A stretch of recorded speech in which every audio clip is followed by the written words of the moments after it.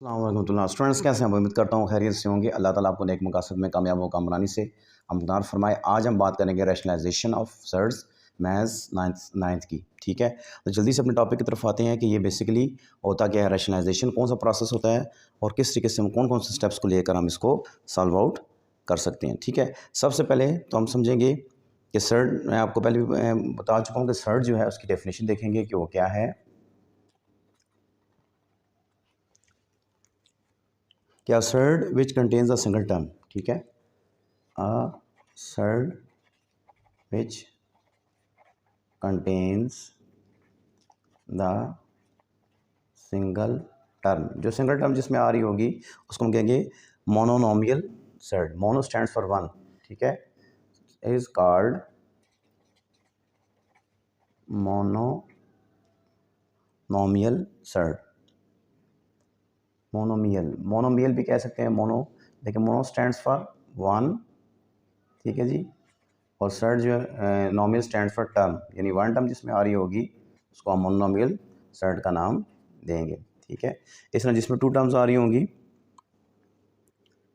जिस तरह इसमें इसमें क्या, फॉर एग्जांपल √2 √3 जो है ये क्या है, मोनोनोमियल सर्ड है। ठीक है जी, इस तरह कह रहा है कि surd which contains two terms. A surd, ये तो इसकी थी पहली डेफिनेशन। सेकंड डेफिनेशन में है a surd which contains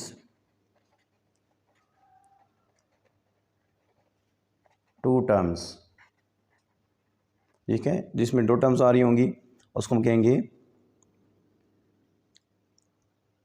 ठीक है, यानी two terms, sum of two, या कह सकते हैं sum of two monomial surds. ठीक है, टू टर्म्स और sum of two monomials surds. ठीक है जी, तो उसको हम कहेंगे बाइनोमियल सर्ड। उसको हम नाम देंगे कि इसमें इसको कहते हैं binomial surd, BINOMIAL, binomial surd. ठीक है, अब रैशनलाइजेशन जो है इसके लिए दोनों डेफिनेशंस बतानी इसलिए ज़रूरी थी कि हम क्या करेंगे, इन इसकी एग्जांपल्स जो है मैं इस बाइनोमियल सर्ड की जो है ना आपको बता दूं। फॉर एग्जांपल इसमें कौन कौन सी हो सकती है, √3 + √7, √2 + √5। ये जो है इसमें दो सर्ड्स जो हम उनको क्या कर रहे हैं, सम कर रहे हैं। तो इसको अब ये रैशनलाइजेशन के लिए इसलिए दोनों डेफिनेशन ज़रूरी थी बतानी कि रैशनलाइजेशन इसी के हिसाब से आगे हम फिर जब प्रोसेस में लेकर आएंगे। ठीक है, अब वो कह रहा है कि अगर हम इनका प्रोडक्ट लें, ठीक है, if the product of two surds, अगर हम थर्ड वन कह रहा है if the product of the two surds,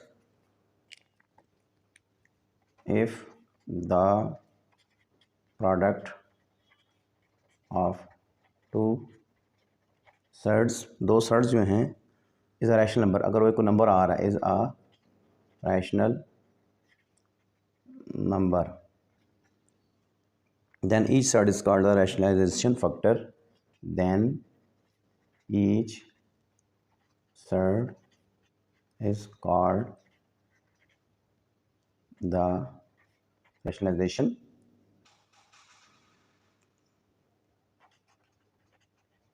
and each surd is called the rationalizing factor of the other, और इसी and this process is called this process of multiplying a given surd, process of multiplying given surd जो है is called rationalization। ठीक है जी, यानी क्या करना है, हमने दो सर्ड्स जो है उनका प्रोडक्ट लेना है। ठीक है, और वो जो प्रोडक्ट आएगा वो बेसिकली एक दूसरे के क्या होंगे, फैक्टर्स होंगे, रैशनलाइजिंग फैक्टर होंगे। ठीक है, और वो जो प्रोसेस होगा जिसके ज़रिए हम उनका प्रोडक्ट ले रहे होंगे इज़ कॉल्ड रैशनलाइजेशन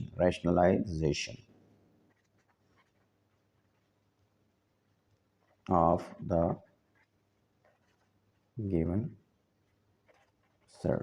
ठीक है जी, यहाँ तक क्लियर हो गया कि हम क्या करें, the product of two surds is rational number. अगर दोनों को प्रोडक्ट ले रैशनल नंबर निकल आएगा तो एक दूसरे के फैक्टर होंगे, और जिस प्रोसेस के जरिए उनको मल्टीप्लाई किया जाएगा उसको हम रैशनलाइजेशन ऑफ सर्ड्स का नाम देंगे। ये थी इसकी बेसिक डेफिनेशन। अब रैशनलाइजेशन करनी कैसे है, ठीक है, रैशनलाइजेशन जो है वो समझ लें कि वो होगी कैसे। रैशनलाइजेशन ऑफ अ रैशनलाइजेशन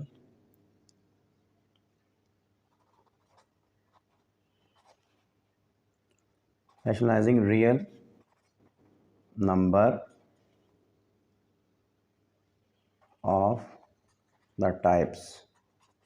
हमारे पास कोई ऐसी सर्च दी होंगी, ठीक है, ऐसे नंबर्स दिए होंगे जिसमें हमारे पास ऐसे लिखा होगा 1/a plus b under root of x, या इसमें लिखा होगा 1/अंडर रूट ऑफ x और अंडर रूट ऑफ y। तो इसको कैसे हम रैशनलाइज करेंगे? तो इसमें हमेशा हम देखते हैं रैशनलाइजेशन में डिनोमिनेटर जो होता है उसको लेके चलते हैं, ठीक है। इसके डिनोमिनेटर को हम एक्सप्रेस करेंगे। फॉर एग्जांपल हम इसको एक एग्जांपल के जरिए करते हैं जी। वो कह रहा है कि for the expressions and their combinations, for the expressions and their combinations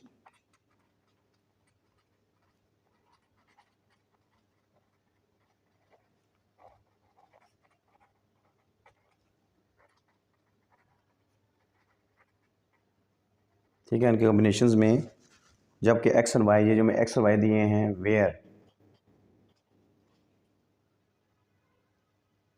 x और वाई जो हैं are natural numbers, are natural numbers and a b are integers. यानी उसने जो डिफाइन करके बता दिया है कि जो एक्स और वाई जिसको मैं टिक कर रहा हूँ ये क्या है, आपके नेचुरल नंबर्स हैं, और ए बी जो हैं क्या हैं, इंटीजर्स हैं। प्लस के साथ भी लिखे जा सकेंगे, माइनस के साथ भी लिखे जा सकते हैं, ठीक है। तो रैशनलाइजेशन जो है किस तरह एक्सप्लेन होगी? Rationalisation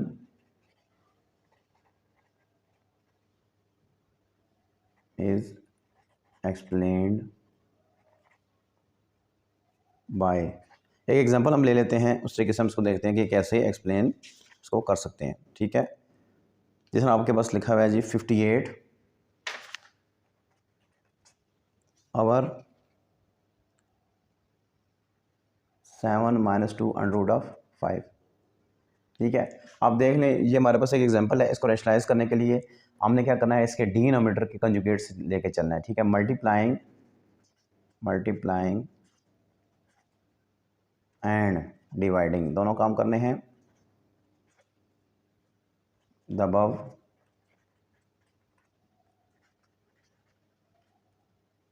multiply and dividing the above term by it's conjugate denominator में जो चीज़ है उसको उसका कंजुगेट मैंने लेना है। तो उसका कंजुगेट क्या होगा? 7 + 2 अंडर रूट ऑफ 5।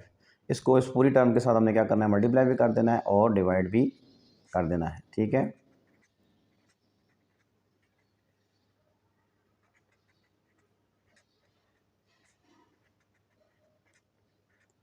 तो इस जो प्रोसेस है, इस प्रोसेस को हम क्या नाम देंगे? इसको हम रैशनलाइजेशन का नाम देंगे, ठीक है जी।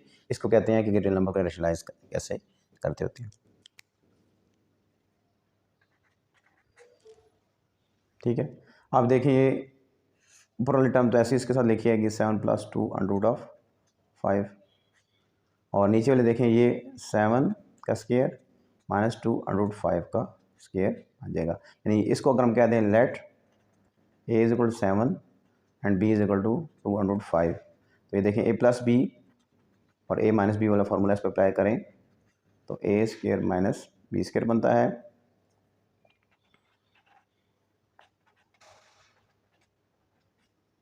7 का स्क्वायर 49 हो जाएगा, 2 का स्क्वायर कितना आ जाएगा 4, और ये 5 इसके साथ कैंसल होगा तो 5 आ जाएगा, ठीक है।